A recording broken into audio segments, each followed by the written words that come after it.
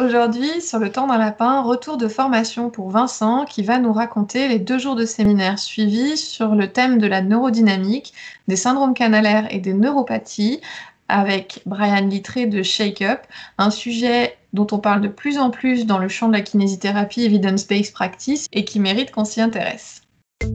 Bonjour, Ou bonsoir. bienvenue sur Le Temps d'un Lapin, le podcast qui parle de la kinésithérapie, du soin et de la science. Mais pas trop longtemps, juste le temps d'un lapin. Bonjour tout le monde, bonjour Vincent. Bonjour à tous. Alors Vincent, tu as suivi cette formation avec l'organisme Shake Up dont on vous a déjà parlé à l'occasion du lapin sur la thérapie d'engagement et d'acceptation. Est-ce que tu peux nous dire pourquoi tu as choisi cette formation ? J'ai choisi de faire cette formation parce que pendant ma formation initiale, ce qu'on m'a appris de l'examen de l'état de santé des nerfs d'un patient, et puis ce que j'ai vu pratiquer par la suite, grossièrement, ça peut se résumer à taper sur la personne avec un marteau bizarre à des endroits précis et d'évaluer la qualité des réflexes et accessoirement paniquer quand on ne les retrouve pas ou sans trop savoir finalement qu'est-ce qu'on doit faire du résultat obtenu. Je vois parfaitement de quoi tu parles. Et puis au cours des dernières années, avec tout ce que j'ai pu apprendre sur la douleur et les neurosciences, j'ai bricolé une pratique clinique que j'ai tenté de fonder le plus possible sur les preuves scientifiques disponibles.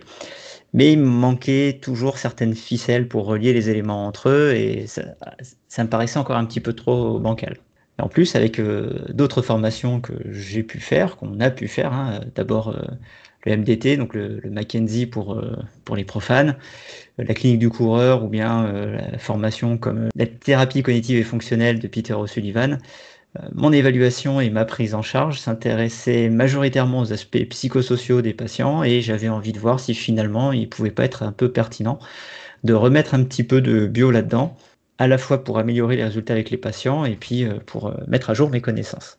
Et enfin, le dernier argument, c'est que dans mon exercice actuel, j'ai une grande majorité des patients qui souffrent de douleurs neurogéniques ou neuropathiques, et donc ça tombait sous le sens d'aller creuser un petit peu plus ces questions-là. D'où l'intérêt de faire une formation pour vérifier que tu as bien les bons outils et les meilleurs outils dont on a connaissance à l'heure actuelle pour t'occuper de ces personnes. Alors du coup, est-ce que tu peux déjà nous présenter le formateur Brian Littré ? Alors Brian, c'est un kinésithérapeute, il exerce à Paris. Il a été diplômé en 2017 et il a développé une affection particulière pour la prise en charge des neuropathies et la littérature scientifique qui tourne autour. Il donne ce cours un peu partout en France pour divers organismes. Là, c'était Shake Up, mais il y a d'autres organismes de formation plus locaux qui font aussi appel à ses services. Et je crois qu'il intervient aussi en Belgique et puis dans certains IFMK. Brian, c'est un petit peu l'antithèse du formateur à la française.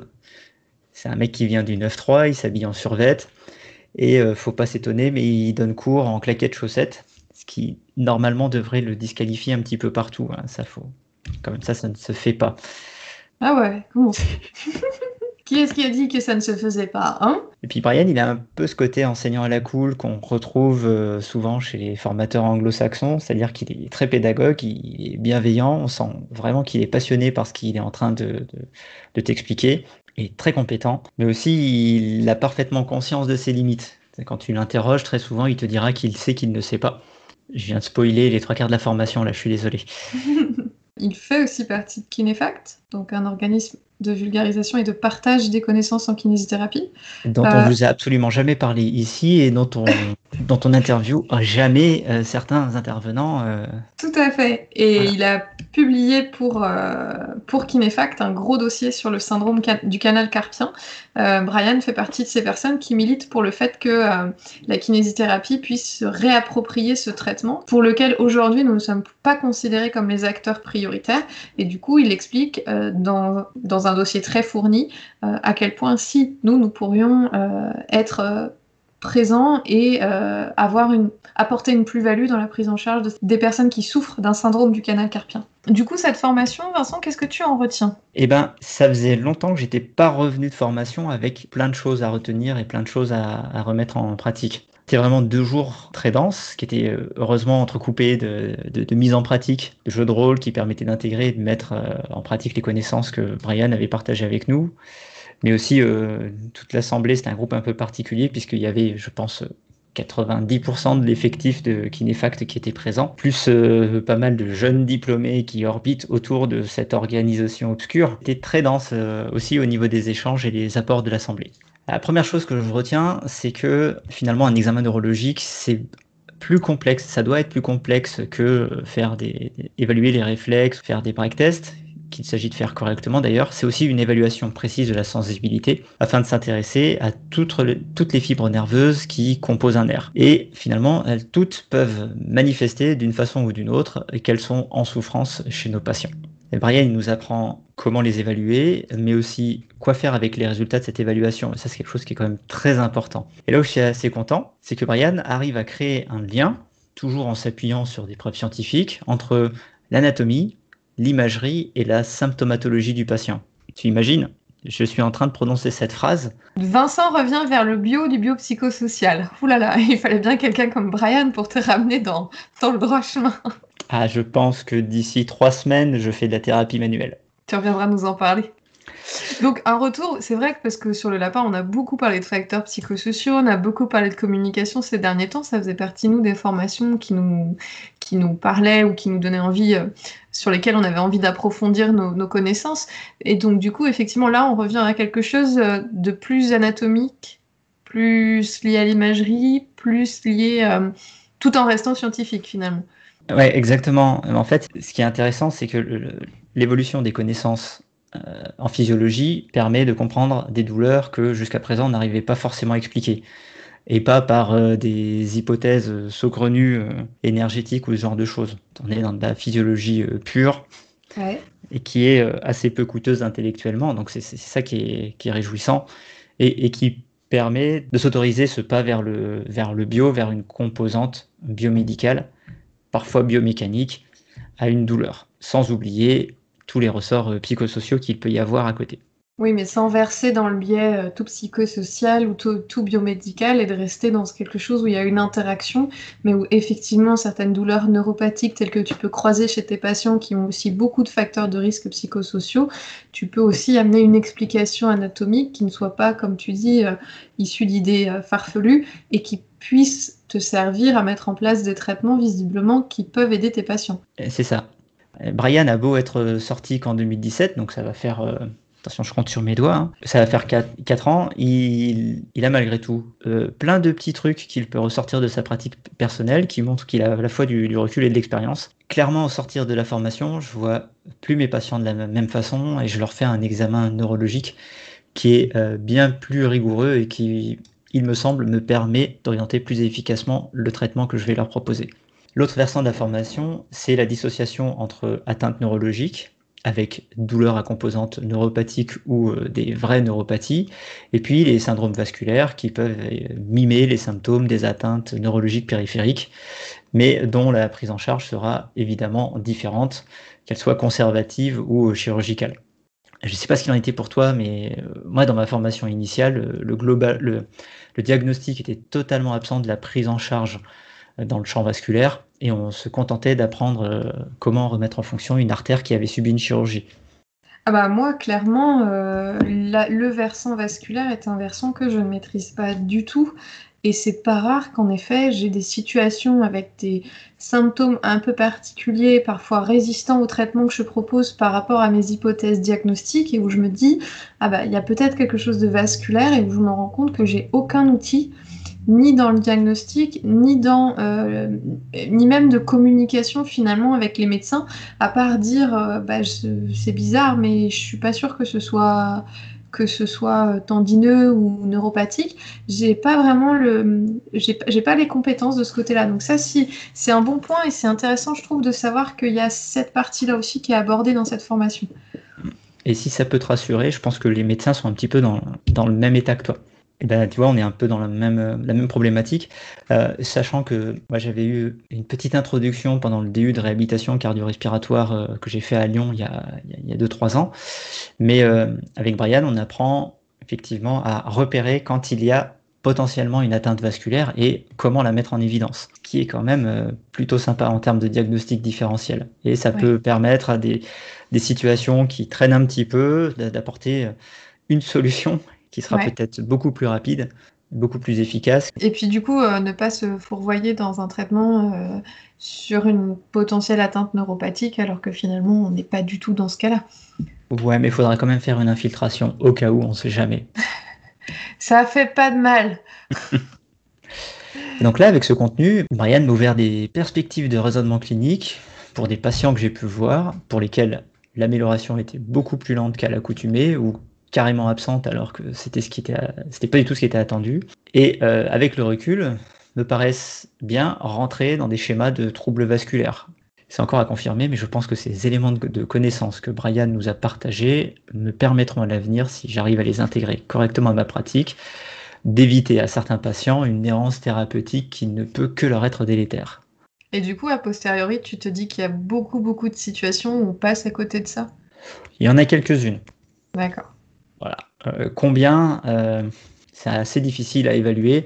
Brian, lui, il dit qu'il en voit de plus en plus, mais c'est peut-être parce qu'il sait de mieux en mieux les diagnostiquer et que, avec les liens qu'il a pu établir avec des médecins, des chirurgiens ou même des centres de traitement de la douleur, il y a un biais de sélection qui fait que peut-être il y a un entonnoir vers lui pour les patients présentant ce type de douleur.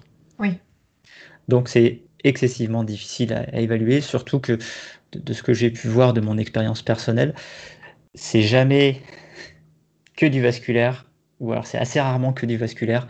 On a souvent une composante lombaire ou une composante neuro associée, puisque pour en arriver à avoir des atteintes vasculaires, très souvent c'est associé à des comorbidités qui sont des facteurs favorisants pour beaucoup de choses.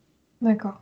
Tu penses diabète, artériopathie oblitérante des membres inférieurs et autres? Voilà, hypertension, hypercholestérolémie, sédentarité. Et donc enfin, la dernière chose que j'ai retenue, c'est l'utilisation que Brian propose des tests neurodynamiques. Alors, qu'est-ce que c'est que la neurodynamique? Là, je vais citer le dossier de Brian sur Kinefact, qui explique que la neurodynamique, c'est un concept qui étudie les relations entre la mécanique et la physiologie du système nerveux, et qui permettrait, selon les principaux auteurs, d'évaluer et de traiter des états douloureux où l'intégrité physique du système nerveux est en cause. Il s'agit d'une méthode qui est plutôt un adjuvant et qui permet de mesurer le degré d'implication du système nerveux dans les problèmes et de proposer le traitement le plus adéquat. On a un peu parlé sur le lapin des douleurs référées, des douleurs qui peuvent mimer une atteinte de type sciatique et qui peuvent être rapidement résolues par des mouvements répétés, qui sont donc pas forcément des douleurs à réel caractère neuropathique. Là, on part dans l'autre sens, dans l'idée que on évalue en fait la part d'atteinte du système nerveux qui participe aux symptômes et on va s'intéresser à cette partie-là et à comment résoudre cette partie-là du symptôme. Et donc ce concept comprendrait un ensemble de techniques diagnostiques, tests neurodynamiques de mécanosensibilité neurale et donc de traitement, mobilisation du système nerveux et ou des interfaces. C'est pas moi qui le dis, c'est Brian. Et du coup ça, avec Brian, ça a donné quoi pour toi, Vincent? Des retours que j'ai pu avoir sur beaucoup de formations en neurodynamique, qui sont peut-être pas forcément très, très récents, mais c'est qu'il y avait une espèce de travers chez les formateurs à vouloir tout traiter par des glissements ou des mises en tension neurale. Pour tomber dans le cliché, vous n'avez pas une tendinopathie, c'est un problème neuro et on va le traiter par des techniques neurodynamiques. Ça tombait souvent un peu dans le travers que décrit Nicolas Pinceau, qui est directeur d'IFM4 Grenoble, et qui dit souvent que quand on a un marteau, tout finit par ressembler à un clou. Et avec Brian, on découvre une utilisation qui est plutôt raisonnée, qui est adaptée en fonction d'irritabilité du système nerveux et de son état de santé. Et surtout, c'est intégré à une prise en charge qui est globale et qui s'adresse à la fois aux facteurs de risque aggravant la lésion ou la souffrance nerveuse, des techniques d'antalgie et une remise en contrainte progressive quand c'est possible. Et le tout, c'est associé à des pistes de raisonnement pour savoir quand on peut essayer d'améliorer un patient, quand on ne peut plus que suppléer à la pathologie, et enfin, quand est-ce qu'on doit référer à un médecin ou éventuellement un chirurgien. Tu voudrais dire que le chirurgien n'est pas la première personne à voir en cas d'atteinte neuropathique? Sauf s'il y a une section du nerf. Et donc l'ensemble, ça forme un tout qui est assez cohérent. Et une chose que j'ai appréciée, c'est que la majeure partie des informations sont sourcées scientifiquement. Et quand elles ne le sont pas, Brian a l'honnêteté de dire que ce sont ses idées personnelles ou bien qu'il les a empruntées à d'autres personnes, en les citant bien évidemment, ce qui est une honnêteté intellectuelle qu'on ne retrouve pas toujours. Et donc finalement, à qui est-ce que tu recommanderais cette formation? Le premier public, je pense que c'est une formation qui peut s'adresser à des novices en termes de neurosciences de la douleur. Brian, il entre tout de suite dans le vif du sujet, mais il apporte les éléments nécessaires à la compréhension. Je pense qu'aujourd'hui, beaucoup de jeunes diplômés qui sortent d'écoles de kinésithérapie ont les notions qui leur permettent d'aborder le contenu de Brian sans se sentir complètement perdu, et ça, c'est chouette. Pour les autres, Brian propose un e-learning qui accompagne la formation, et ça leur permettra de rattacher les wagons. Le e-learning, il a eu pas mal de soucis, notamment techniques, mais ShakeUp a promis d'y remédier bientôt, donc ça devrait s'améliorer. Pareil, si vous voulez investir et approfondir votre bilan neuro et comprendre comment il doit organiser votre prise en charge, allez voir Brian. Si comme moi, vous commencez à être le doyen des stagiaires dans les formations des organismes qui ont une dynamique assez jeune comme ShakeUp ou l'agence EBP, il est fort probable que vous appreniez beaucoup de choses. Enfin, un dernier public qui devrait s'intéresser à cette formation, ce sont les médecins. Qu'ils soient généralistes, rhumatologues, ou neurologues de tout ce qui se passe sous les narines, mais aussi les médecins du sport, parce que je pense qu'ils voient beaucoup de patients qui ont des douleurs neuropathiques, composantes neuropathiques, ça pourrait les intéresser. Je pense que pour beaucoup, ils maîtrisent l'évaluation neurologique aussi bien que moi auparavant. Et clairement, les connaissances de Brian dans le domaine, elles sont en avance par rapport à la pratique qu'on peut avoir en pratique médicale ou en kinésithérapie. Et elle pourrait leur permettre d'expliquer certains tableaux cliniques qui sont encore trop souvent des échecs de prise en charge, même dans les centres de traitement de la douleur. Et je rappelle, quasiment tout est basé sur des preuves scientifiques. Il n'y a pas de place pour des techniques ésotériques ou des techniques qui seraient potentiellement dangereuses que le formateur justifierait parce que c'est un expert international et que lui, il sait. Du coup, maintenant que tu nous as bien vendu du rêve, est-ce que tu peux par exemple nous raconter quelques éléments que tu aurais appris, qui t'ont beaucoup surpris et que tu vas pouvoir réutiliser dans ta pratique quotidienne? Éventuellement, as-tu déjà des exemples de situations cliniques pour lesquelles ça t'a permis d'avancer?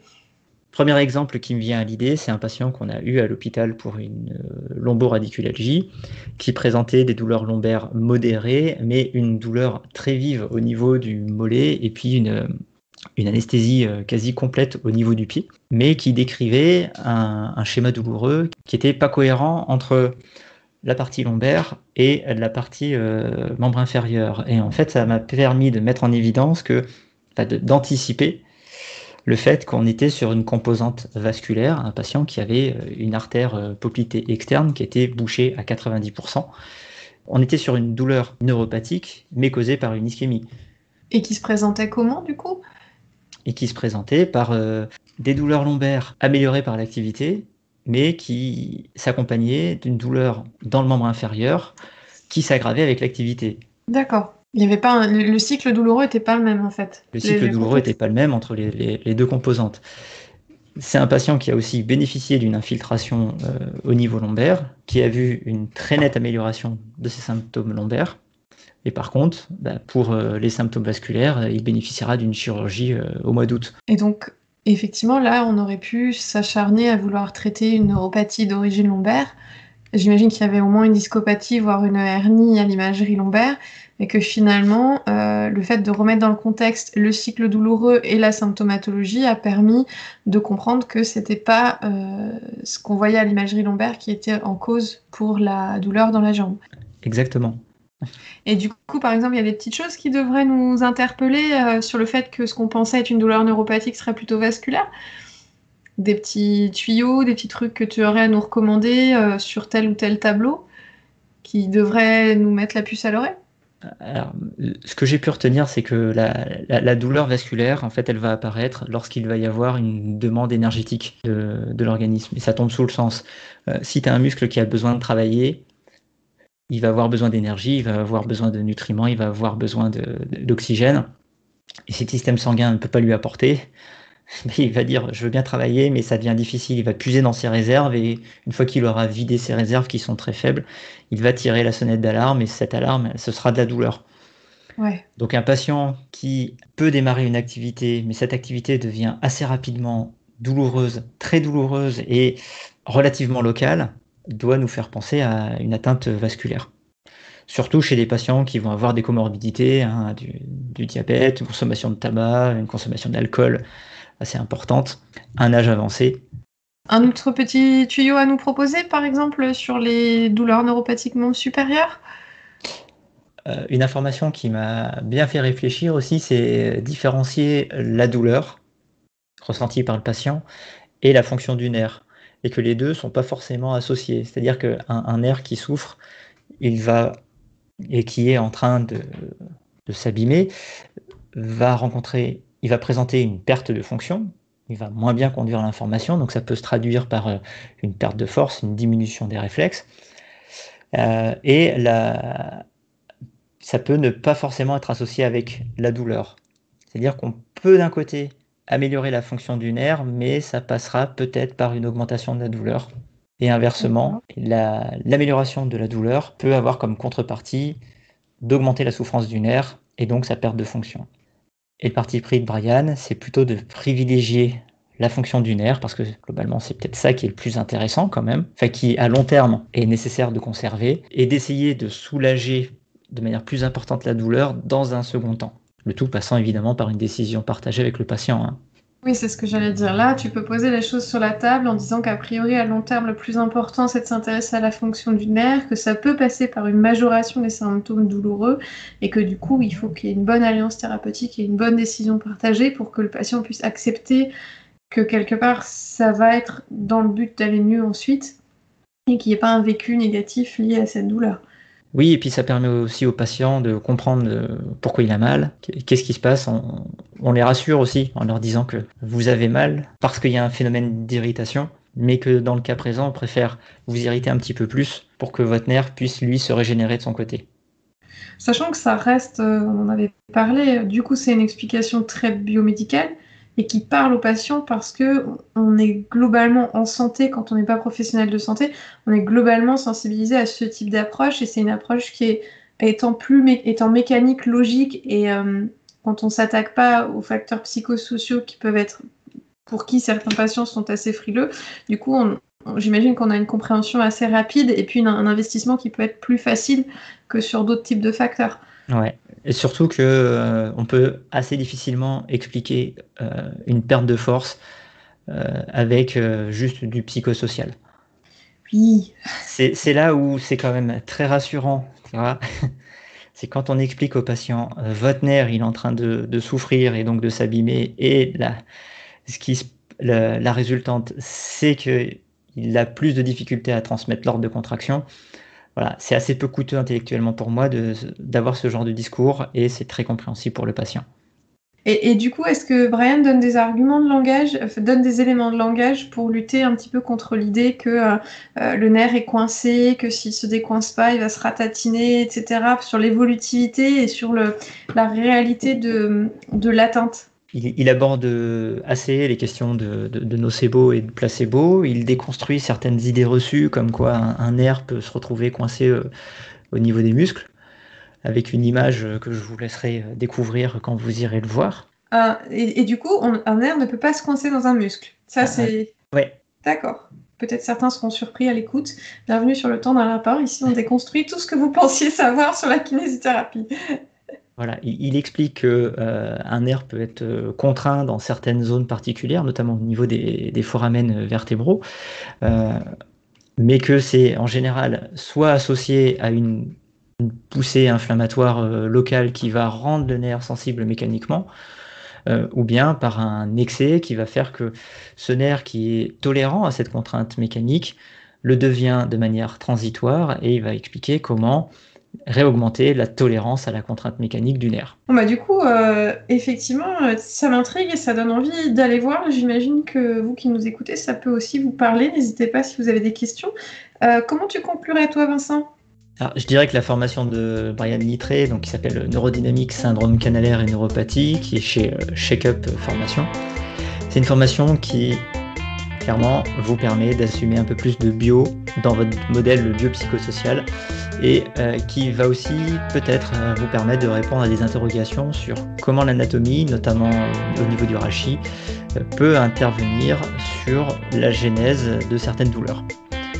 allez-y sans hésiter. Et puis en plus, vous passerez un bon moment puisque Brian est quelqu'un de très agréable. Merci de nous avoir écoutés en tout cas, et puis on vous dit à très bientôt. Sur le temps d'un lapin.